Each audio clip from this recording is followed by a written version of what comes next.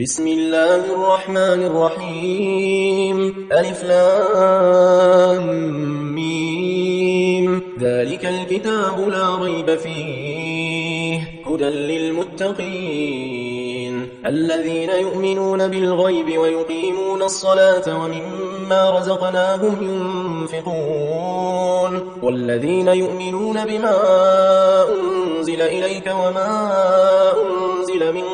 قبلك وبالآخرة هم يوقنون أولئك على هدى من ربهم وأولئك هم المفلحون إن الذين كفروا سواء عليهم أأنذرتهم أم لم تنذرهم لا يؤمنون ختم الله على قلوبهم وعلى سمعهم وعلى أبصارهم غشاوة ولهم عذاب عظيم ومن الناس من يقول آمنا بالله وباليوم الآخر وما هم بمؤمنين يخادعون الله والذين آمنوا وما يخدعون إلا أنفسهم وما يشعرون في قلوبهم مرض فزادهم الله مرضا ولهم عذاب أليم بما كانوا يكذبون وإذا قيل لهم لا تفسدوا في الأرض قالوا إنما نحن مصلحون ألا إنهم هم المفسدون ولكن لا يشعرون وإذا قيل لهم آمنوا كما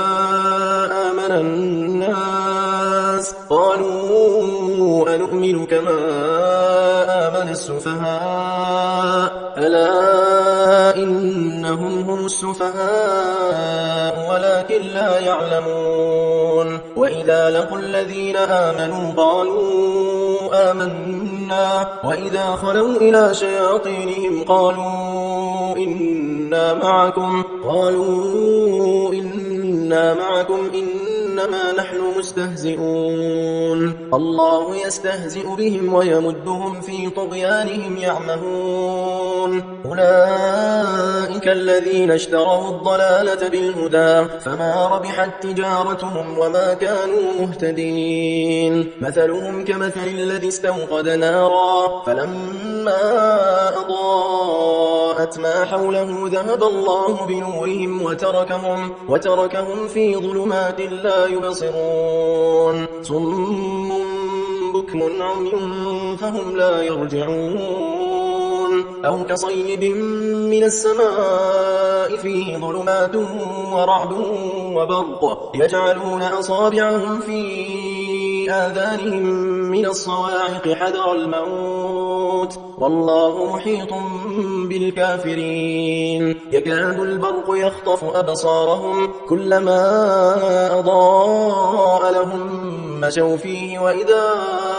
أظلم عليهم قاموا ولو شاء الله لذهب بسمعهم وأبصارهم إن الله على كل شيء قدير يا أيها الناس اعبدوا ربكم الذي خلقكم والذين من قبلكم لعلكم تتقون الذي جعل لكم الأرض فراشا والسماء بناء وأنزل من السماء ماء فأخرج به من الثمرات رزقا لكم فلا تجعلوا لله أندادا وأنتم تعلمون وإن كنتم في ريب مما نزلنا على عبدنا فأتوا بسورة من مثله وادعوا شهداءكم من دون الله إن كنتم صادقين فإن لم تفعلوا ولن تفعلوا فاتقوا النار التي وقودها الناس والحجارة أعدت للكافرين وبشر الذين آمنوا وعملوا الصالحات أن لهم جنات تجري من تحتها الأنهار كلما رزقوا منها من ثمرة رزقا قالوا هذا الذي رزقنا من قبل وأتوا به متشابها ولهم فيها أزواج مطهرة وهم فيها خالدون إن الله لا يستحيي أن يضرب مثلا ما بعوضة فما فوقها فأما الذين آمنوا فيعلمون أنه الحق من ربهم وأما الذين كفروا فيقولون ماذا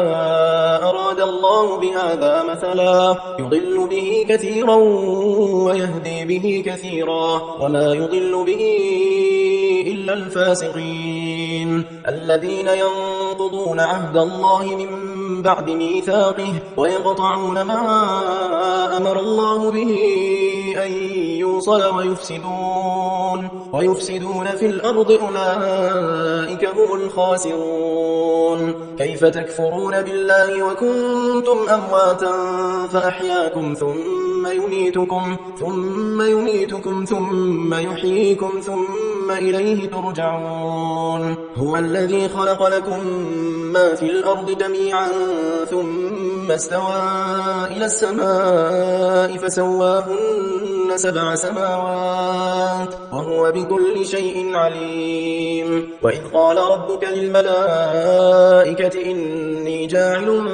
في الأرض خليفة قالوا أتجعل فيها من يفسد فيها ويسفك الدماء ونحن نسبح بحمدك ونقدس لك قال إني أعلم ما لا تعلمون وعلم آدم الأسماء كلها ثم عرضهم على الملائكة فقال أنبئوني بأسماء هؤلاء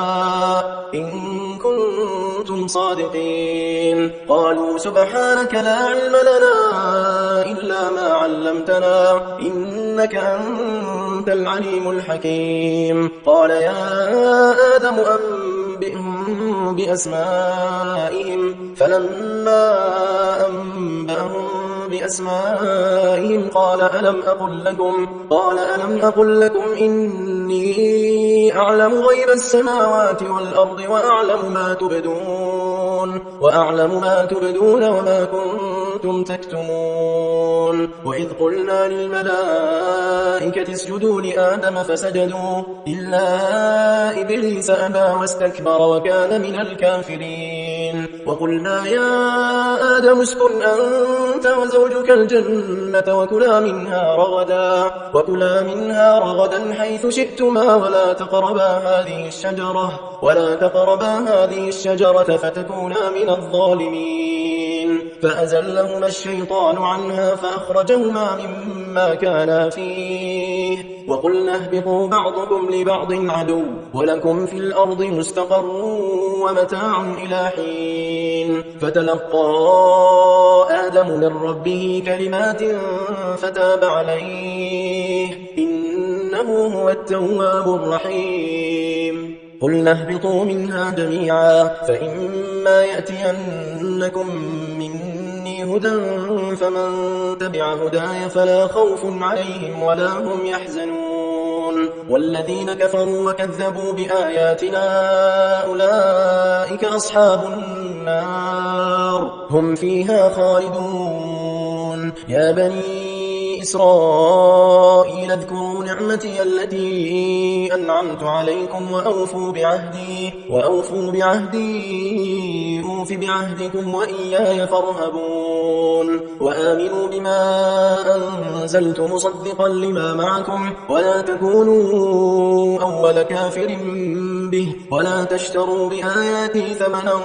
قليلا وإياي فاتقون ولا تلبسوا الحق بالباطل وتكتموا الحق وأنتم تعلمون وأقيموا الصلاة وآتوا الزكاة واركعوا مع الراكعين أتأمرون الناس بالبر وتنسون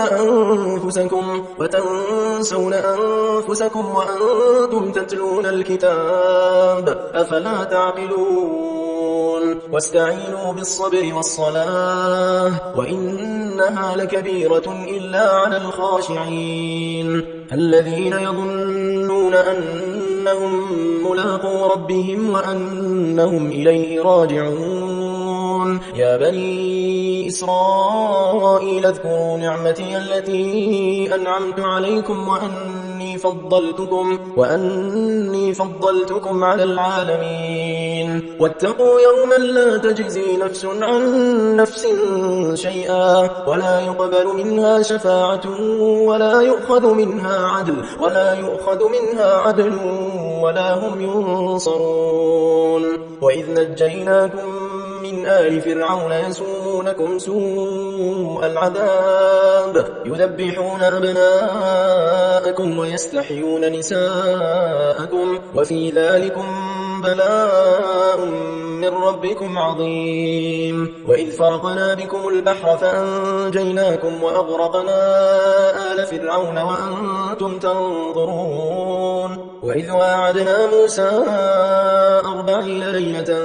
ثم اتخذتم العجل من بعده وأنتم ظالمون ثم عفونا عنكم من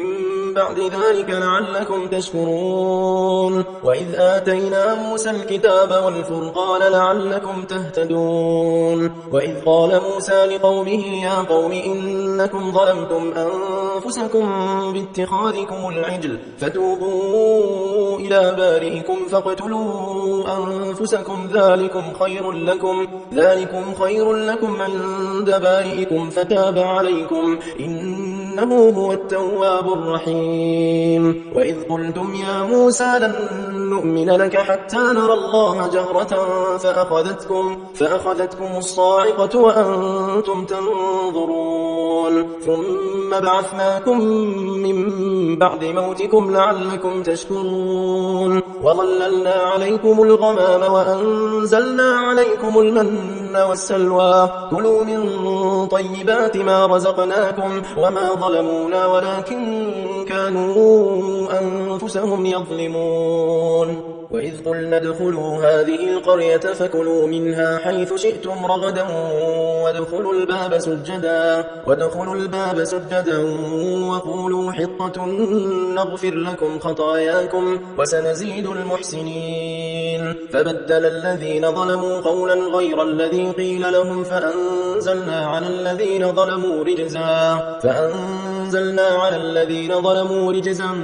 من السماء بما كانوا يفسقون. وإذ استسقى موسى لقومه فقلنا اضرب بعصاك الحجر فانفجرت منه 12 عينا قد علم كل أناس مشربهم كلوا واشربوا من رزق الله ولا تعثوا في الأرض مفسدين. وإذ قلتم يا موسى لن نصبر على طعام واحد فادع لنا ربك يخرج لنا مما تنبت الأرض من بقلها وقثائها وفومها وعدسها وبصلها قال أتستبدلون الذي هو أدنى بالذي هو خير اهبطوا مصرا فإن لكم ما سألتم وضربت عليهم الذلة والمسكنة وباءوا بغضب من الله ذلك بأنهم كانوا يكفرون بآيات الله ويقتلون النبيين بغير الحق ذلك بما عصوا وكانوا يعتدون. إن الذين آمنوا والذين هادوا والنصارى والصابئين من آمن بالله واليوم الآخر وعمل صالحا فلهم أجرهم عند ربهم ولا خوف عليهم ولا هم يحزنون. وإذ أخذنا ميثاقكم ورفعنا فوقكم الطور خذوا ما آتيناكم بقوة واذكروا ما فيه لعلكم تتقون ثم توليتم من بعد ذلك فلولا فضل الله عليكم ورحمته لكنتم من الخاسرين. ولقد علمتم الذين اعتدوا منكم في السبت فقلنا لهم كونوا قردة خاسئين فجعلناها نكالا لما بين يديها وما خلفها وموعظة للمتقين. وإذ قال موسى لقومه إن الله يأمركم أن تذبحوا بقرة قالوا أتتخذنا هزوا قال أعوذ بالله أن أكون من الجاهلين. قالوا ادع لنا ربك يبين لنا ما هي قال إنه يقول إنها بقرة لا فارض ولا بكر عوان بين ذلك فافعلوا ما تؤمرون. قالوا ادع لنا ربك يبين لنا ما لونها قال إنه يقول إنها بقرة صفراء فاقع لونها تسر الناظرين. قالوا ادع لنا ربك يبين لنا ما هي إن البقرة شابه علينا وإنا إن شاء الله لمهتدون. قال إنه يقول إنها بقرة لا ذلول تثير الأرض ولا تسقي الحرث مسلمة لا شية فيها. قالوا الآن جئت بالحق فذبحوها وما كادوا يفعلون. وإذ قتلتم نفسا فادارأتم فيها والله مخرج ما كنتم تكتمون. فقلنا اضربوه ببعضها كذلك يحيي الله الموتى ويريكم آياته لعلكم تعقلون. ثم قست قلوبكم من بعد ذلك فهي كالحجارة أو أشد قسوة وإن من الحجارة لما يتفجر منه الأنهار وإن منها لما يشقق فيخرج منه الماء وإن منها لما يهبط من خشية الله وما الله بغافل عما تعملون. أفتطمعون أن يؤمنوا لكم وقد كان فريق منهم يسمعون كلام الله ثم يحرفونه من بعد ما عقلوه وهم يعلمون. وإذا لقوا الذين آمنوا قالوا آمنا وإذا خلا بعضهم إلى بعض قالوا أتحدثونهم بما فتح الله عليكم ليحاجوكم به عند ربكم أفلا تعقلون. أولا يعلمون أن الله يعلم ما يسرون وما يعلنون. ومنهم أميون لا يعلمون الكتاب إلا أماني وإنهم إلا يظنون. فويل للذين يكتبون الكتاب بأيديهم ثم يقولون هذا من عند الله ليشتروا به ثمنا قليلا فويل لهم مما كتبت أيديهم وويل لهم مما يكسبون. وقالوا لن تمسنا النار إلا أياما معدودة قل أتخذتم عند الله عهدا فلن يخلف الله عهده أم تقولون على الله ما لا تعلمون. بلى من كسب سيئة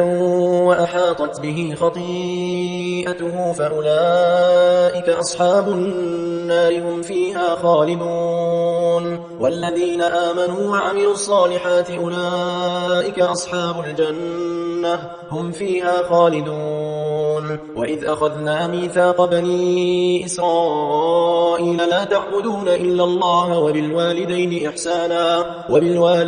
إحسانا وذي القربى واليتامى والمساكين وقولوا للناس حسنا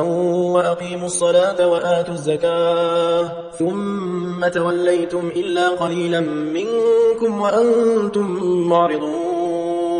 وإذ أخذنا ميثاقكم لا تسفكون دماءكم ولا تخرجون أنفسكم من دياركم ثم أقررتم وأنتم تشهدون. ثم أنتم هؤلاء تقتلون أنفسكم وتخرجون فريقا منكم من ديارهم تظاهرون عليهم بالإثم والعدوان وإن يأتوكم أسارى تفادوهم وهو محرم عليكم إخراجهم أفتؤمنون ببعض الكتاب وتكفرون ببعض فما جزاء من يفعل ذلك منكم إلا خزي في الحياة الدنيا ويوم القيامة يردون إلى أشد العذاب وما الله بغافل عما تعملون. أولئك الذين اشتروا الحياة الدنيا بالآخرة فلا يخفف عنهم العذاب ولا هم ينصرون. ولقد آتينا موسى الكتاب وقفينا من بعده بالرسل وآتينا عيسى بن مريم البينات وأيدناه بروح القدس أفكلما جاءكم رسول بما لا تهوى أنفسكم استكبرتم ففريقا كذبتم وفريقا تقتلون وقالوا قلوبنا غلف بل لعنهم الله بكفرهم فقليلا ما يؤمنون ولما جاءهم كتاب من عند الله مصدق لما معهم وكانوا من قبل يستفتحون على الذين كفروا فلما جاءهم ما عرفوا كفروا به فلعنة الله على الكافرين بئس ما اشتروا به أنفسهم أن يكفروا بما أنزل الله بغيا أن ينزل الله من فضله على من يشاء من عباده فباءوا بغضب على غضب وللكافرين عذاب مهين وإذا قيل لهم آمنوا بما أنزل الله قالوا نؤمن بما أنزل علينا ويكفرون بما وراءه وهو الحق مصدقا لما معهم قل فلم تقتلون أنبياء الله من قبل إن كنتم مؤمنين ولقد جاءكم موسى بالبينات ثم اتخذتم العجل من بعده وأنتم ظالمون وإذ أخذنا ميثاقكم ورفعنا فوقكم الطور خذوا ما آتيناكم بقوة واسمعوا قالوا سمعنا وعصينا وأشربوا في قلوبهم العجل بكفرهم قل بئس ما يأمركم به إيمانكم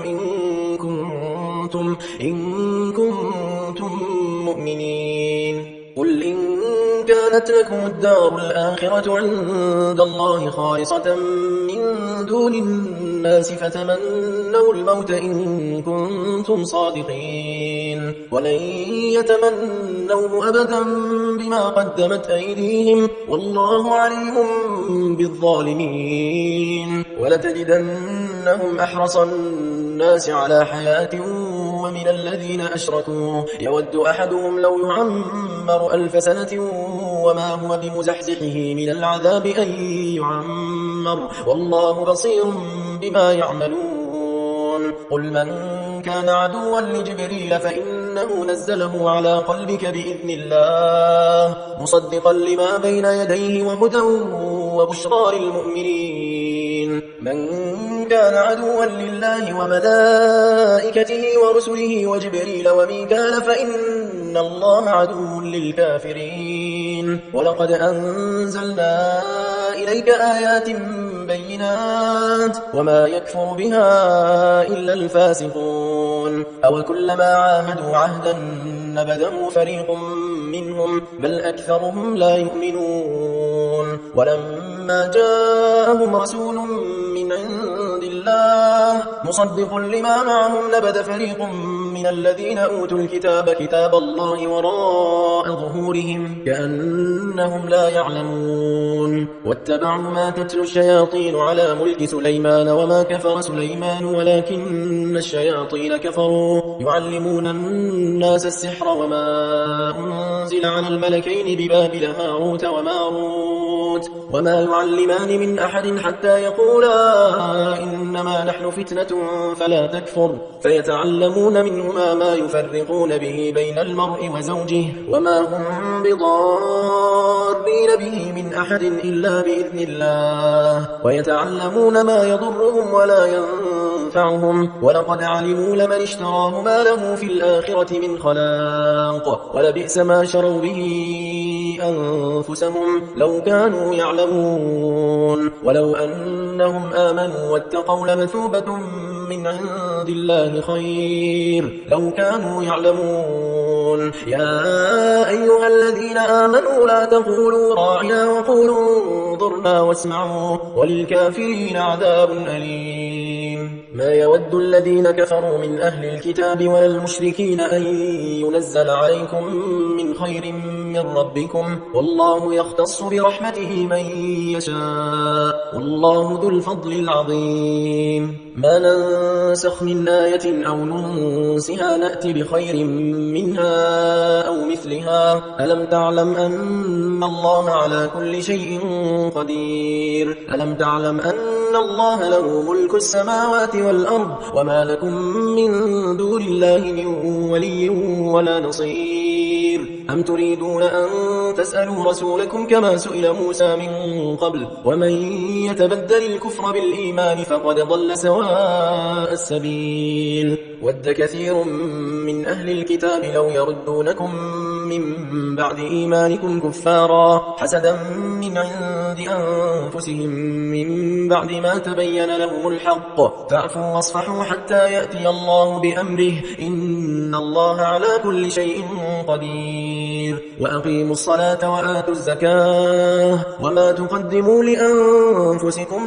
من خير تجدوه عند الله إن الله بما تعملون بصير وقالوا لن يدخل الجنة إلا من كان هودا أو نصارى تلك أمانيهم قل هاتوا برهانكم إن كنتم صادقين بلى من أسلم وجهه لله وهو محسن فله أجره عند ربه ولا خوف عليهم ولا هم يحزنون وقالت اليهود ليست النصارى ليست اليهود على شيء وهم يتلون الكتاب كذلك قال الذين لا يعلمون مثل قولهم فالله يحكم بينهم يوم القيامة فيما كانوا فيه يختلفون ومن أظلم ممن منع مساجد الله أن يذكر فيها اسمه وسعى في خرابها أولئك ما كان لهم أن يدخلوها إلا خائفين لهم في الدنيا خزي ولهم في الآخرة عذاب عظيم ولله المشرق والمغرب فأينما تولوا فثم وجه الله إن الله واسع عليم وقالوا اتخذ الله ولدا سبحانه بل له ما في السماوات والأرض كل له قانتون بديع السماوات والأرض وإذا قضى أمرا فإنما يقول له كن فيكون وقال الذين لا يعلمون لولا يكلمنا الله أو تأتينا آية كذلك قال الذين من قبلهم مثل قولهم تشابهت قلوبهم قد بينا الآيات لقوم يوقنون إنا أرسلناك بالحق بشيرا ونذيرا ولا تسأل عن أصحاب الجحيم ولن ترضى عنك اليهود ولا النصارى حتى تتبع ملتهم قل إن هدى الله هو الهدى ولئن اتبعت أهواءهم بعد الذي جاءك من العلم ما لك من الله من ولي ولا نصير الذين آتيناهم الكتاب يتلونه حق تلاوته أولئك يؤمنون به ومن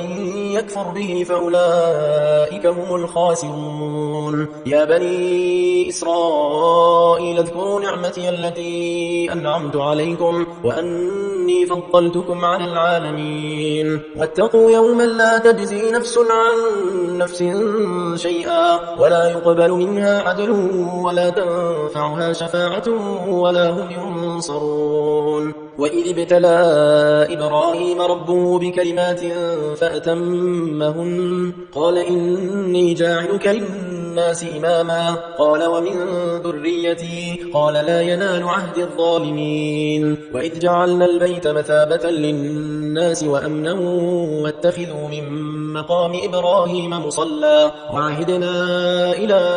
إبراهيم وإسماعيل أن طهر بيتي للطائفين والعاكفين والركع السجود وإذ قال إبراهيم رب اجعل هذا بلدا آمنا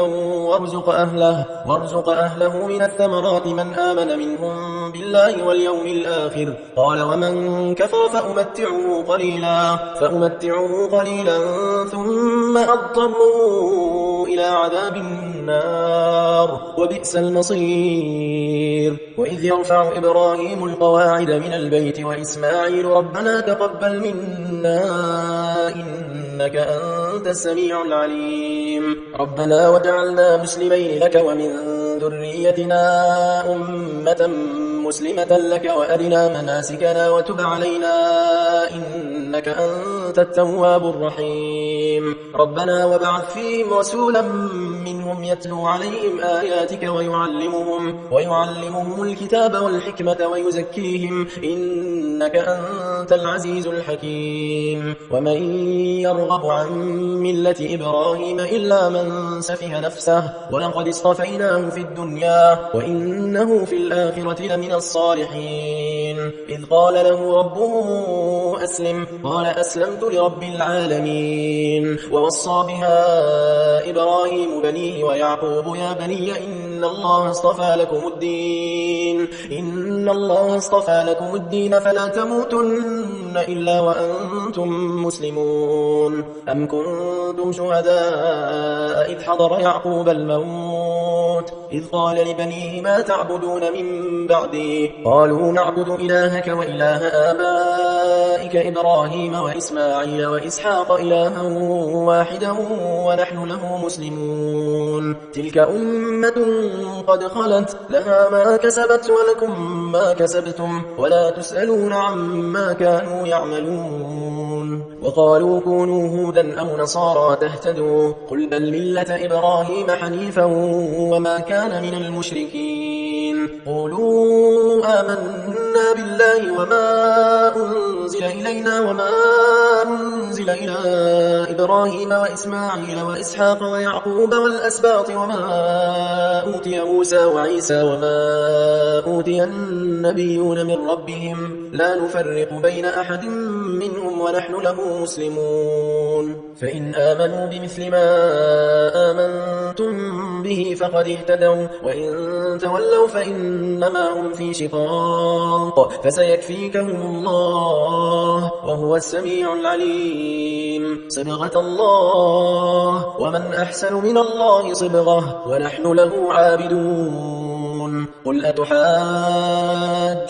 في الله وهو ربنا وربكم ولنا أعمالنا ولكم أعمالكم ونحن له مخلصون أم تقولون إن إبراهيم وإسماعيل وإسحاق ويعقوب والأسباط كانوا هودا أو نصارى قل أأنتم أعلم أم الله ومن أظلم ممن كتم شهادة عنده من الله وما الله بغافل عما تعملون تلك أمة قد خلت لها ما كسبت ولكم ما كسبتم ولا تسألون عما كانوا يعملون سيقول السفهاء من الناس ما ولاهم عن قبلتهم التي كانوا عليها قل لله المشرق والمغرب يهدي من يشاء إلى صراط مستقيم وكذلك جعلناكم أمة وسطا لتكونوا شهداء على الناس ويكون الرسول عليكم شهيدا وما جعلنا القبلة التي كنت عليها إلا لنعلم من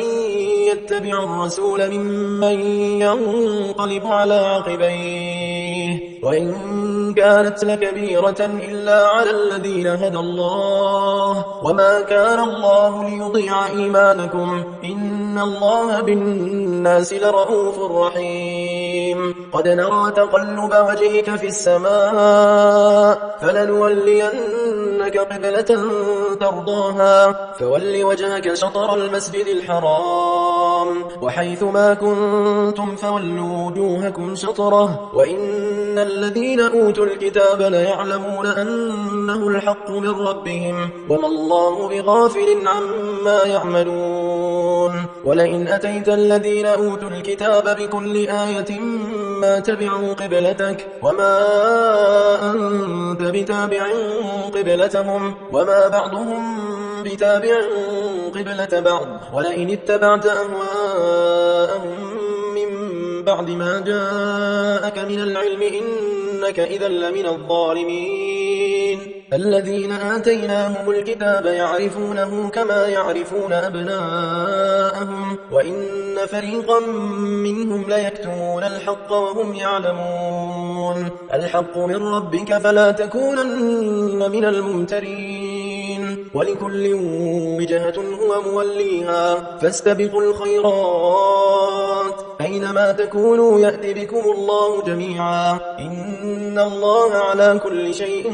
قدير ومن حيث خرجت فول وجهك شطر المسجد الحرام وإنه للحق من ربك وما الله بغافل عما تعملون ومن حيث خرجت فول وجهك شطر المسجد الحرام وحيث ما كنتم فولوا وجوهكم شطره لئلا يكون للناس عليكم حجة إلا الذين ظلموا منهم فلا تخشوهم واخشوني ولأتم نعمتي عليكم ولعلكم تهتدون كما أرسلنا فيكم رسولا منكم يتلو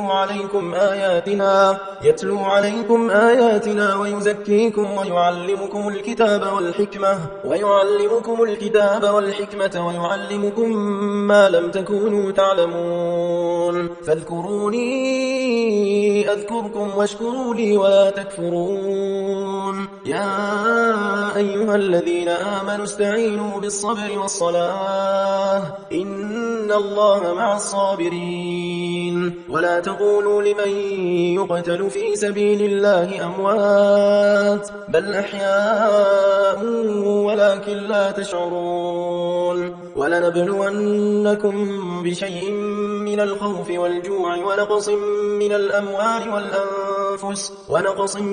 من الأموال والأنفس والثمرات وبشر الصابرين الذين إذا أصابتهم مصيبة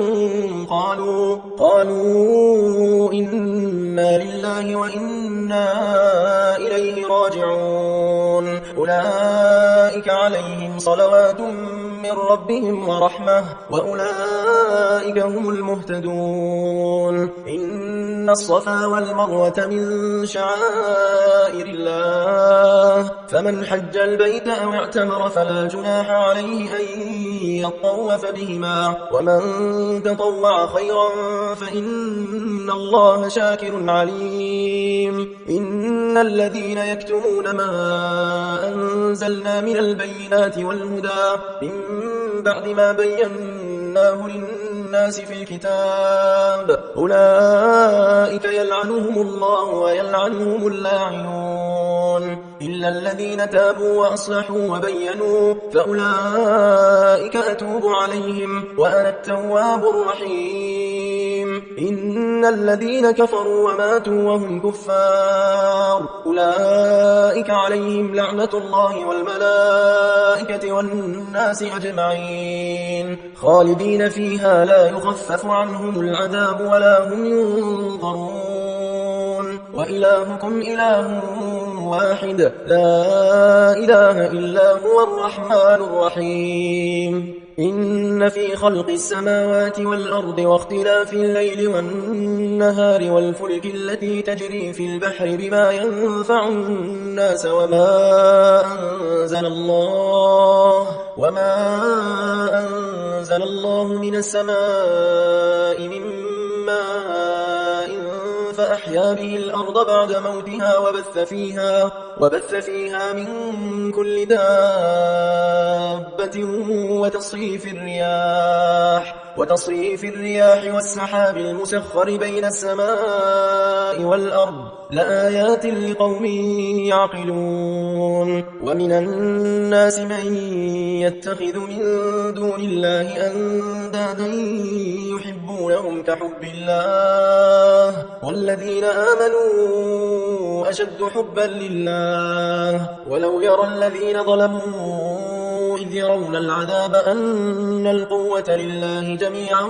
وأن الله شديد العذاب إذ تبرأ الذين اتبعوا من الذين اتبعوا ورأوا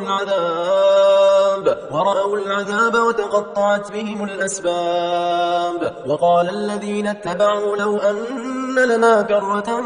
فنتبرأ منهم كما تبرأوا منا كذلك يريهم الله أعمالهم حسرات عليهم وما هم بخارجين من النار يا أيها الناس كلوا مما في الأرض حلالا طيبا ولا تتبعوا خطوات الشيطان إنه لكم عدو مبين إنما يأمركم بالسوء والفحشاء وأن تقولوا على الله ما لا تعلمون وإذا قيل لهم اتبعوا ما أنزل الله قالوا بل نتبع ما ألفينا عليه آباءنا أولو كان آباؤهم لا يعقلون شيئا ولا يهتدون ومثل الذين كفروا كمثل الذي ينعق بما لا يسمع إلا دعاء ونداء صم بكم عمي فهم لا يعقلون يا أيها الذين آمنوا كلوا من طيبات ما رزقناكم واشكروا لله إن كنتم إياه تعبدون إنما حرم عليكم الميتة والدم ولحم الخنزير وما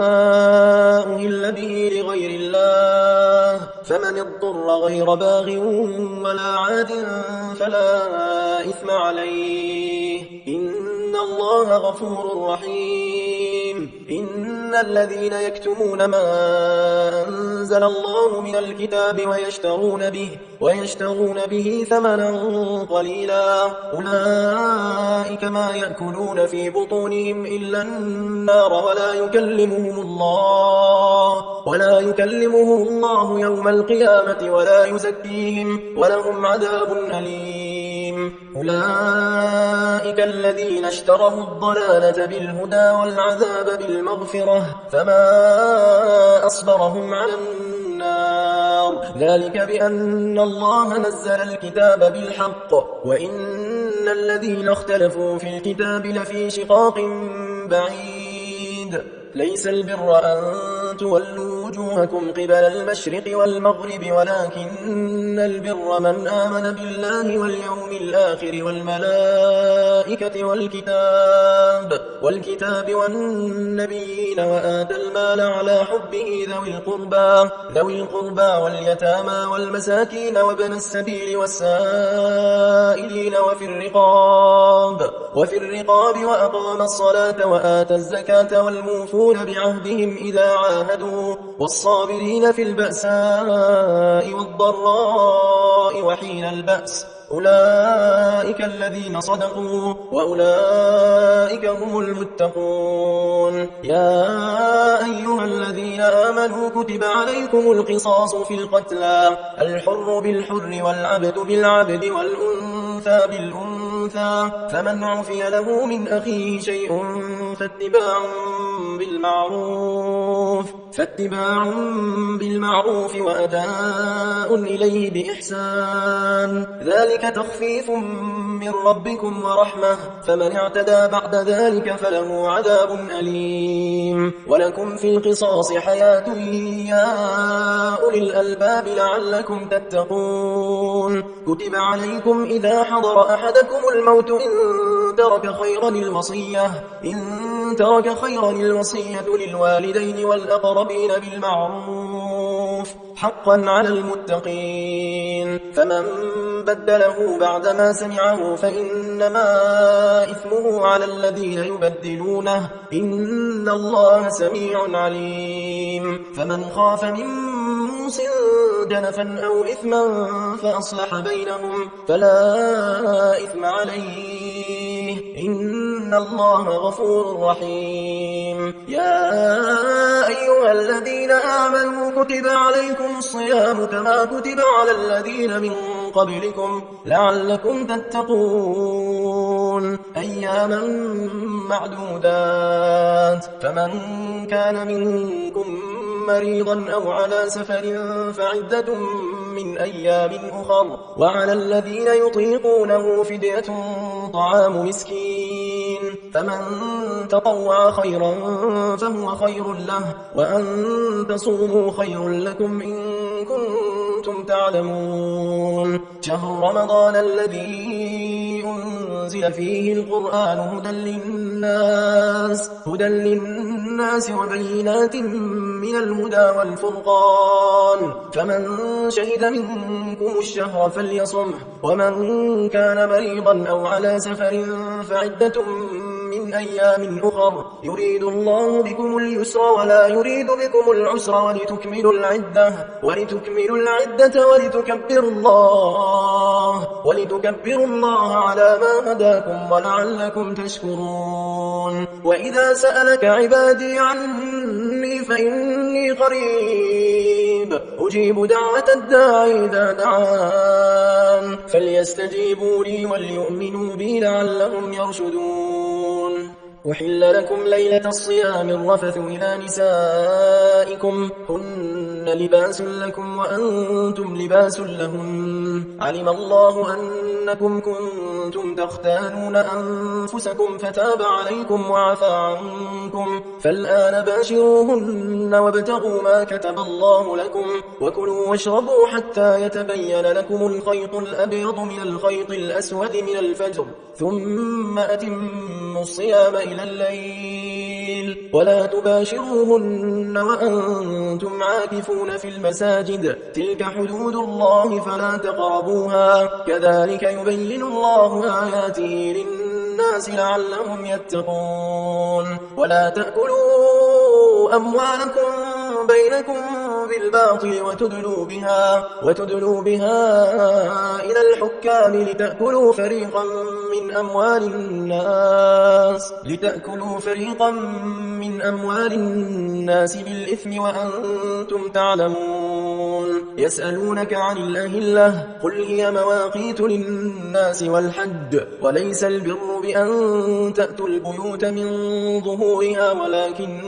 البر من اتقى، وأتوا البيوت من أبوابها، واتقوا الله لعلكم تفلحون. وقاتلوا في سبيل الله الذين يقاتلونكم ولا تعتدوا إن الله لا يحب المعتدين. وقتلوهم حيث ثقفتموهم وأخرجوهم من حيث أخرجوكم، والفتنة أشد من القتل، ولا تقاتلوهم عند المسجد الحرام حتى يقاتلوكم فيه، فإن قاتلوكم فاقتلوهم، كذلك جزاء الكافرين، فإن انتهوا فإن الله غفور رحيم. وقاتلوهم حتى لا تكون فتنة ويكون الدين لله، فإن انتهوا فلا عدوان إلا على الظالمين. الشهر الحرام بالشهر الحرام والحرمات قصاص، فمن اعتدى عليكم فاعتدوا عليه بمثل ما اعتدى عليكم، واتقوا الله واعلموا أن الله مع المتقين. وأنفقوا في سبيل الله ولا تلقوا بأيديكم إلى التهلكة وأحسنوا إن الله يحب المحسنين. وأتموا الحج والعمرة لله، فإن أحصرتم فما استيسر من الهدي، ولا تحلقوا رؤوسكم حتى يبلغ الهدي محله، فمن كان منكم مريضا أو به أذى من رأسه ففدية من صيام أو صدقة أو نسك، فإذا أمنتم فمن تمتع بالعمرة إلى الحج فما استيسر من الهدي، فمن لم يجد فصيام 3 أيام في الحج و7 إذا رجعتم، تلك 10 كاملة، ذلك لمن لم يكن أهله حاضر المسجد الحرام. واتقوا الله واعلموا أن الله شديد العقاب. الحج أشهر معلومات، فمن فرض فيهن الحج فلا رفث ولا فسوق ولا جدال في الحج، وما تفعلوا من خير يعلمه الله، وتزودوا فإن خير الزاد التقوى، واتقون يا أولي الألباب. ليس عليكم جناح أن تبتغوا فضلا من ربكم، فإذا أفضتم من عرفات فاذكروا الله عند المشعر الحرام، واذكروه كما هداكم وإن كنتم من قبله لمن الضالين. ثم ثم أفيضوا من حيث أفاض الناس واستغفروا الله إن الله غفور رحيم فإذا قضيتم مناسككم فاذكروا الله كذكركم آباءكم أو أشد ذكرا فمن الناس من يقول ربنا آتنا في الدنيا وما له في الآخرة من خلاق ومنهم من يقول ربنا آتنا في الدنيا حسنة وفي الآخرة حسنة وقنا عذاب النار أولئك لهم نصيب مما كسبوا والله سريع الحساب واذكروا الله في أيام معدودات فمن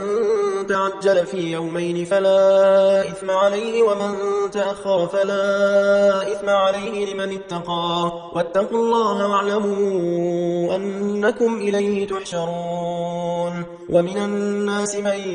يعجبك قوله في الحياة الدنيا ويشهد الله على ما في قلبه وهو ألد الخصام وإذا تولى سعى في الأرض ليفسد فيها ويهلك الحرث والنسل والله لا يحب الفساد وإذا قيل له اتق الله أخذته العزة بالإثم فحسبه جهنم ولبئس المهاد ومن الناس من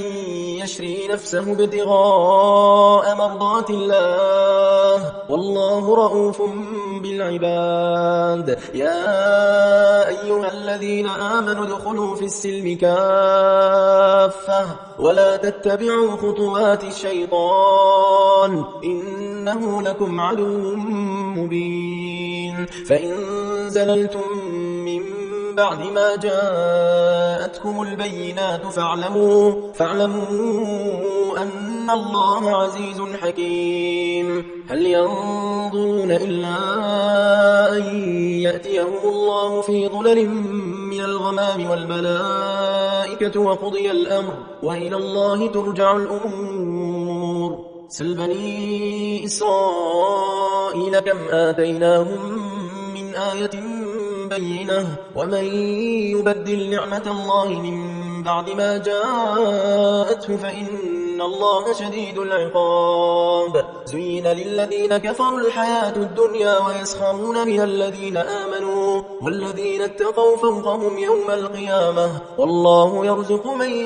يشاء بغير حساب كان الناس أمة واحدة فبعث الله النبيين مبشرين ومنذرين وأنزل معهم الكتاب بالحق ليحكم بين الناس فيما اختلفوا فيه وما اختلف فيه إلا الذين أوتوه من بعد ما جاءتهم البينات بغيا بينهم فهدى الله الذين آمنوا لما اختلفوا فيه من الحق بإذنه والله يهدي من يشاء إلى صراط مستقيم أم حسبتم أن تدخلوا الجنة ولما يأتكم مثل الذين خلوا من قبلكم مستهم البأساء والضراء وزلزلوا حتى يقول الرسول والذين آمنوا معه متى نصر الله ألا إن نصر الله قريب يسألونك ماذا ينفقون قل ما أنفقتم من خير فللوالدين والأقربين واليتامى والمساكين وابن السبيل وما تفعلوا من خير فإن الله به عليم كتب عليكم القتال وهو كره لكم وعسى أن تكرهوا شيئا وهو خير لكم وعسى أن تحبوا شيئا وهو شر لكم والله يعلم وأنتم لا تعلمون يسألونك عن الشهر الحرام قتال فيه قل قتال فيه كبير كبير وصد عن سبيل الله وكفر به والمسجد الحرام وإخراج أهله منه أكبر عند الله والفتنة أكبر من القتل ولا يزالون يقاتلونكم حتى يردوكم عن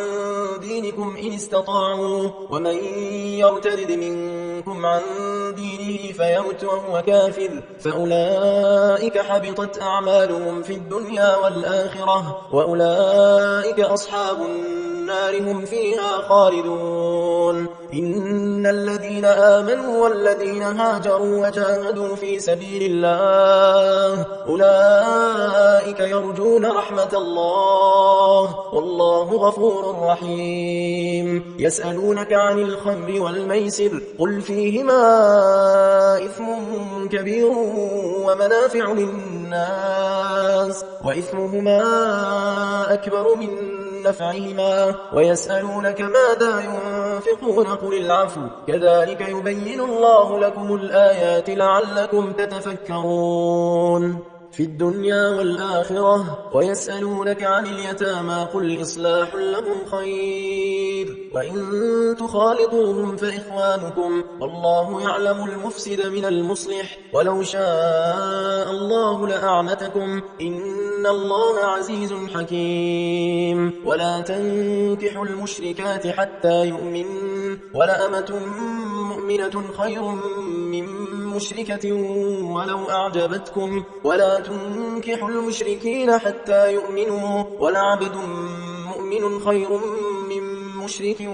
ولو أعجبكم أولئك يدعون إلى النار والله يدعو إلى الجنة والمغفرة بإذنه ويبين آياته للناس لعلهم يتذكرون ويسألونك عن المحيض قل هو أذى فاعتزلوا النساء في المحيض ولا تقربوهن حتى يطهرن فإذا تطهرن فأتوهن من حيث أمركم الله إن الله يحب التوابين ويحب المتطهرين نساؤكم حرث لكم فأتوا حرثكم أنا شئتم وقدموا لأنفسكم واتقوا الله واعلموا أنكم ملاقوه وبشر المؤمنين ولا تجعلوا الله عرضة لأيمانكم أن تبروا وتتقوا وتصلحوا بين الناس والله سميع عليم لا يؤاخذكم الله باللغو في أيمانكم ولكن يؤاخذكم بما كسبت قلوبكم والله غفور حليم للذين يؤلون من نسائهم تربص 4 أشهر فإن فاءوا فإن الله غفور رحيم وإن عزموا الطلاق فإن الله سميع عليم والمطلقات يتربصن بأنفسهن 3 قروء ولا يحل لهن أن يكتمن ما خلق الله في أرحامهن إن كن يؤمن بالله واليوم الآخر وبعولتهن أحق بردهن في ذلك إن أرادوا إصلاحا ولهن مثل الذي عليهن بالمعروف وللرجال عليهن درجة والله عزيز حكيم الطلاق 2 مرتان فإمساكم بمعروف أو تسريح بإحسان ولا يحل لكم أن تأخذوا مما آتيتموهن شيئا إلا أن يخافا ألا يقيما حدود الله فإن خفتم ألا يقيما حدود الله فلا جناح عليهما فيما افتدت به تلك حدود الله فلا تعتدوها ومن يتعد حدود الله فأولئك هم الظالمون فإن طلقها فلا تحل له من بعد حتى تنكح زوجا غيره فإن طلقها فلا جناح عليهما أن يتراجعا إن ظنا أن يقيما حدود الله وتلك حدود الله يبينها لقوم يعلمون وإذا طلقتم النساء فبلغن أجلهن فأمسكوهن بمعروف أو سرحوهن بمعروف ولا تمسكوهن ضرارا لتعتدوا ومن يفعل ذلك فقد ظلم نفسه ولا تتخذوا آيات الله هزوا واذكروا نعمة الله عليكم وما أنزل عليكم من الكتاب والحكمة يعظكم به واتقوا الله واعلموا أن الله بكل شيء عليم وإذا طلقتم النساء فبلغن أجلهن فلا تعضلوهن أن ينكحن أزواجهن إذا تراضوا بينهم بالمعروف ذلك يوعظ به من كان منكم يؤمن بالله واليوم الآخر ذلكم أزكى لكم وأطهر والله يعلم وأنتم لا تعلمون والوالدات يرضعن أولادهن حولين كاملين لمن أراد أن يتم الرضاعة وعلى المولود له رزقهن وكسوتهن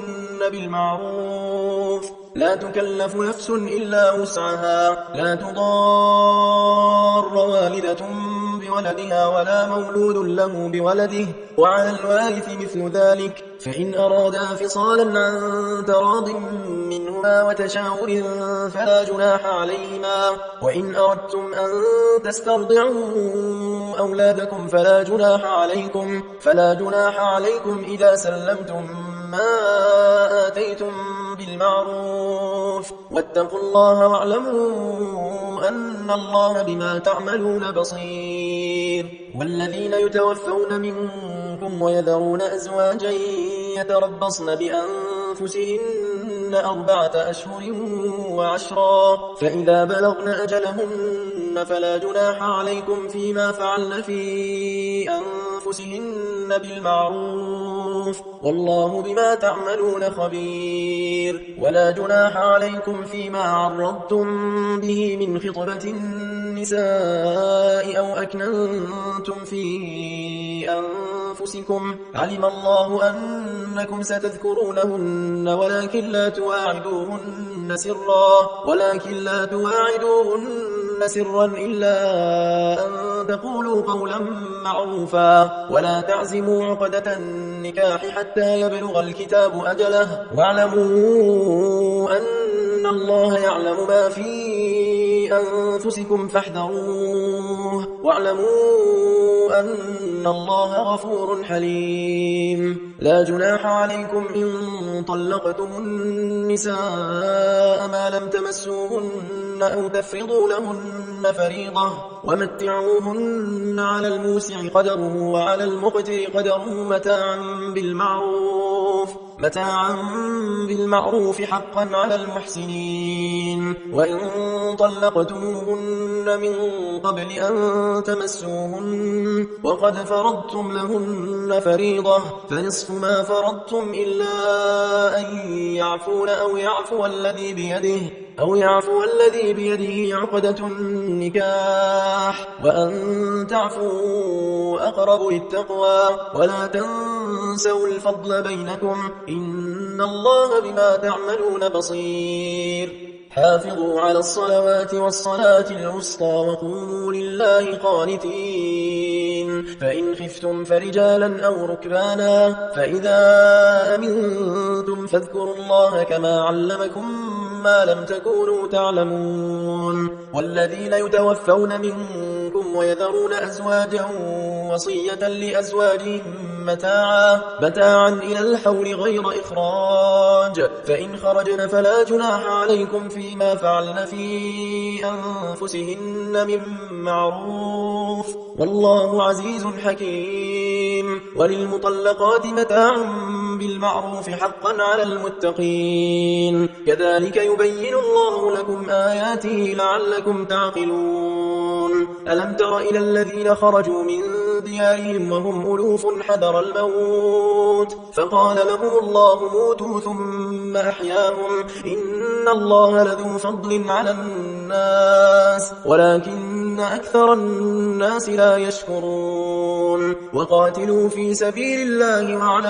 واعلموا أن الله سميع عليم من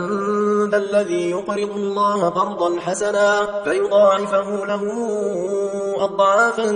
كثيرة والله يقبض ويبسط وإليه ترجعون ألم تر إلى الملأ من بني إسرائيل من بعد موسى إذ قالوا لنبي له مبعث لنا ملكا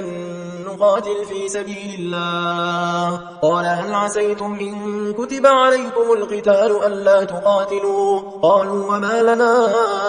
ألا نقاتل في سبيل الله وقد أخرجنا من ديارنا وأبنائنا فلما كتب عليهم القتال تولوا إلا قليلا منهم والله عليم بالظالمين وقال لهم نبيهم إن الله قد بعث لكم طالوت ملكا قالوا أنى يكون له الملك علينا ونحن أحق بالملك منه ولم يؤت سعة من المال قال إن الله اصطفاه عليكم وزاده بسطة في العلم والجسم والله يؤتي ملكه من يشاء والله واسع عليم وقال لهم نبيهم إن آية ملكه أن يأتيكم التابوت فيه سكينة من ربكم وبقية مما ترك آل موسى وآل هارون تحمله الملائكة إن في ذلك لآية لكم إن كنتم مؤمنين فلما فصل طالوت بالجنود قال إن الله مبتليكم بنهر فمن شرب منه فليس مني ومن لم يطعمه فإنه مني إلا من اغترف غرفة بيده فشربوا منه إلا قليلا منهم فلما جاوزه هو والذين آمنوا معه قالوا لا طاقة لنا اليوم بجالوت وجنوده قال الذين يظنون أنهم ملاقوا الله كم من فئة قليلة غلبت فئة كثيرة بإذن الله والله مع الصابرين ولما برزوا لجالوت وجنوده قالوا ربنا أفرغ علينا صبرا وثبت أقدامنا وانصرنا على القوم الكافرين فهزموهم بإذن الله وقتل داود جالوت وآتاه الله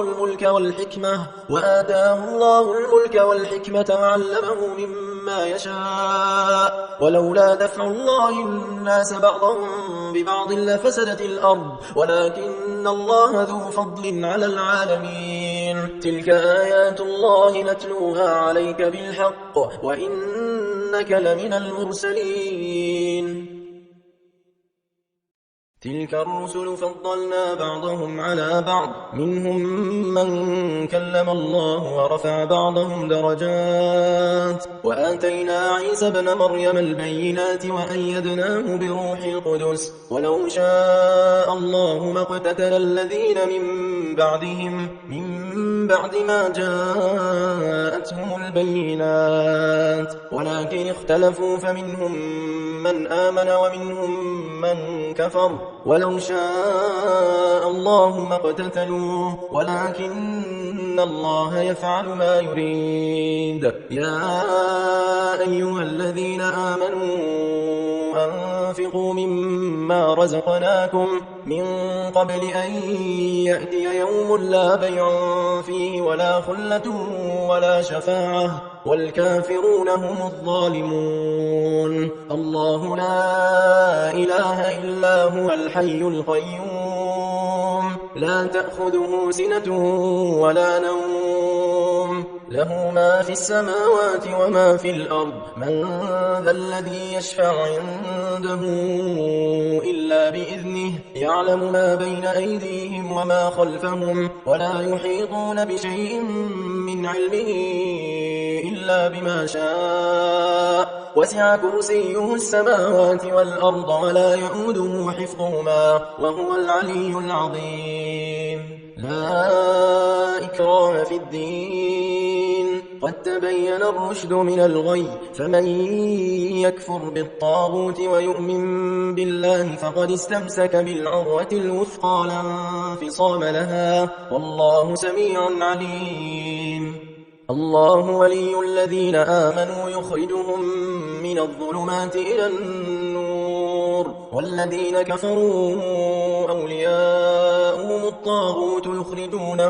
يخرجونهم من النور إلى الظلمات أولئك أصحاب النار هم فيها خالدون ألم تر إلى الذي حاج إبراهيم في ربه أن آتاه الله الملك إذ قال إبراهيم ربي الذي يحيي ويميت قال أنا أحيي وأميت قال إبراهيم فإن الله يأتي بالشمس من المشرق فأت بها من المغرب فبهت الذي كفر والله لا يهدي القوم الظالمين أو كالذي مر على قرية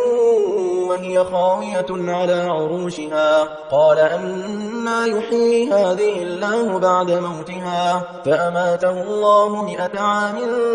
ثم بعثه قال كم لبثت قال لبثت يوما أو بعض يوم قال بل لبثت 100 عام فانظر إلى طعامك وشرابك لم يتسنه وانظر إلى حمارك ولنجعلك آية للناس وانظر إلى العظام كيف ننشزها ثم نكسوها لحما فلما تبين له قال أعلم أن الله على كل شيء قدير وإذ قال إبراهيم رب أرني كيف تحيي الموتى قال أولم تؤمن قال بلى ولكن ليطمئن قلبي قال فخذ 4 من الطير فصرهن إليك ثم اجعل على كل جبل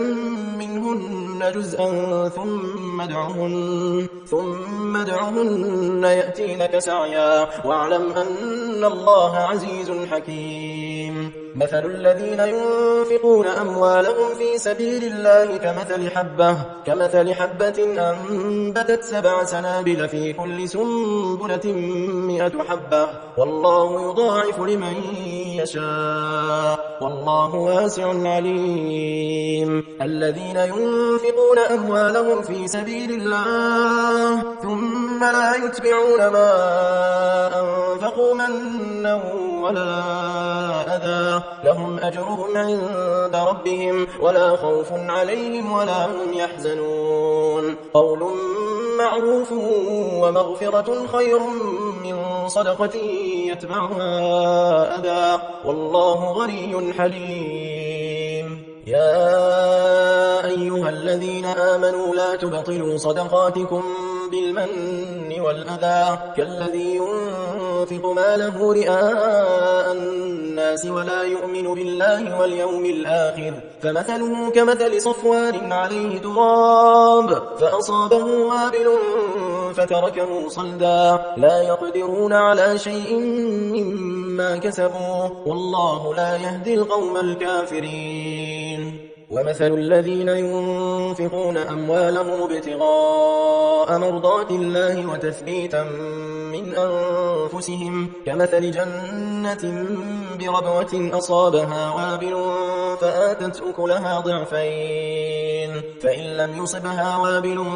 فطل والله بما تعملون بصير أيود أحدكم أن تكون له جنة من نخيل وأعناب تجري من تحتها الأنهار له فيها من كل الثمرات وأصابه الكبر وله ذرية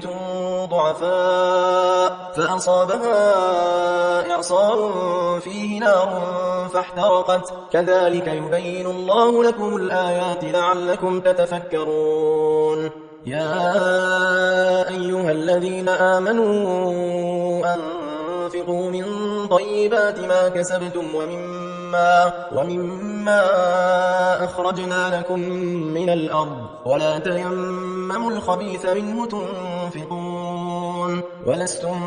بآخذيه إلا أن تغمضوا فيه واعلموا أن الله غني حميد شديد الشيطان يعدكم الفقر ويأمركم بالفحشاء والله يعدكم مغفرة منه وفضلا والله واسع عليم يؤتي الحكمة من يشاء ومن يؤت الحكمة فقد أوتي خيرا كثيرا وما يذكر إلا أولو الألباب وما أنفقتم من نفقة أو نذرتم من نذر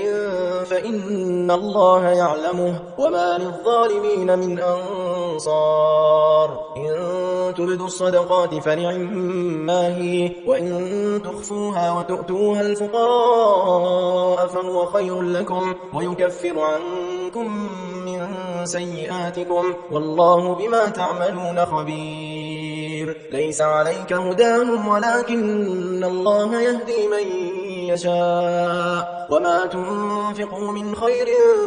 فلأنفسكم وما تنفقون إلا ابتغاء وجه الله وما تنفقوا من خير يوفى إليكم وأنتم لا تظلمون للفقراء الذين أحصروا في سبيل الله لا يستطيعون ضربا في الأرض يحسبهم الجاهل أغنياء من التعفف تعرفهم بسيماهم لا يسألون الناس إلحافا وما تنفقوا من خير فإن الله به عليم الذين ينفقون أموالهم بالليل والنهار سرا وعلانية فلهم أجرهم عند ربهم ولا خوف عليهم ولا هم يحزنون الذين يأكلون الربا لا يقومون إلا كما يقوم الذي يتخبطه الشيطان من المس ذلك بأنه قالوا إنما البيع مثل الربا وأحل الله البيع وحرم الربا فمن جاءه موعظة من ربه فانتهى فله ما سلف وأمره إلى الله ومن عاد فأولئك أصحاب النار هم فيها خالدون يمحق الله الربا ويربي الصدقات والله لا يحب كل كفار أثيم إن الذين آمنوا وعملوا الصالحات وأقاموا الصلاة وآتوا الزكاة لهم أجرهم عند ربهم ولا خوف عليهم ولا هم يحزنون يا أيها الذين آمنوا اتقوا الله وذروا ما بقي من الربا إن كنتم مؤمنين فإن لم تفعلوا فأذنوا بحرب من الله ورسوله وإن تبتم فلكم رؤوس أموالكم لا تظلمون ولا تظلمون وإن كان ذو عسرة فنظرة إلى ميسرة وأن تصدقوا خير لكم إن كنتم تعلمون واتقوا يوما ترجعون فيه إلى الله ثم توفى كل نفس ما كسبت وهم لا يظلمون يا أيها الذين آمنوا إذا تداينتم بدين إلى أجل مسمى فاكتبوه وليكتب بينكم كاتب بالعدل ولا يأب كاتب أن يكتب كما علمه الله فليكتب وليملل الذي عليه الحق وليتق الله ربه ولا يبخس منه شيئا فإن كان الذي عليه الحق سفيها أو ضعيفا أو لا يستطيع أن يمل هو فليملل وليه بالعدل واستشهدوا شهيدين من رجالكم فإن لم يكونا رجلين فرجل وامرأتان ممن ممن ترضون من الشهداء أن تضل إحداهما فتذكر إحداهما الأخرى ولا يأبى الشهداء إذا ما دعوا ولا تسأموا أن تكتبوه صغيرا أو كبيرا إلى أجله ذلكم أقسط عند الله وأقوم للشهادة وأدنى ألا ترتابوا إلا أن تكون تجارة حاضرة تديرونها بينكم فليس عليكم جناح ألا تكتبوها وأشهدوا إذا تبايعتم ولا يضار كاتب ولا شهيد وإن تفعلوا فإنه فسوق بكم واتقوا الله ويعلمكم الله والله بكل شيء عليم وإن كنتم على سفر ولم تجدوا كاتبا فرهان مقبوضة فإن أمن بعضكم بعضا فليؤدي الذي اؤتمن أمانته وليتق الله ربه ولا تكتموا الشهادة ومن يكتمها فإنه آثم قلبه والله بما تعملون عليم لله ما في السماوات وما في الأرض وإن تبدوا ما في أنفسكم أو تخفوه يحاسبكم به الله فيغفر لمن يشاء ويعذب من يشاء والله على كل شيء قدير آمن الرسول بما أنزل إليه من ربه والمؤمنون كل آمن بالله وملائكته وكتبه ورسله لا نفرق بين أحد من رسله وقالوا سمعنا وأطعنا غفرانك ربنا وإليك المصير لا يكلف الله نفسا إلا وسعها لها ما كسبت وعليها ما اكتسبت ربنا لا تؤاخذنا إن نسينا أو أخطأنا ربنا ولا تحمل علينا إصرا كما حملته على الذين من قبلنا ربنا ولا تحملنا ما لا طاقة لنا به واعف عنا واغفر لنا وارحمنا أنت مولانا فانصرنا على القوم الكافرين